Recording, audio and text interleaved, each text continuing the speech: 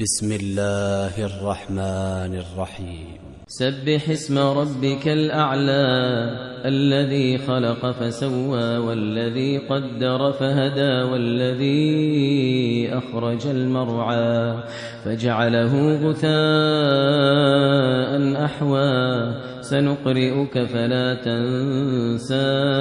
إلا ما شاء الله إنه يعلم الجهر وما يخفى ونيسرك لليسرى فذكر إن نفعت الذكرى سيذكر من يخشى ويتجنبها الأشقى الذي يصلى النار الكبرى ثم لا يموت فيها ولا يحيا قد أفلح من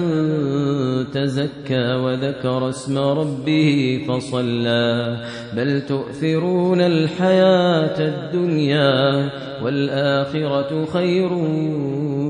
وأبقى إن هذا لفي الصحف الأولى صحف إبراهيم وموسى.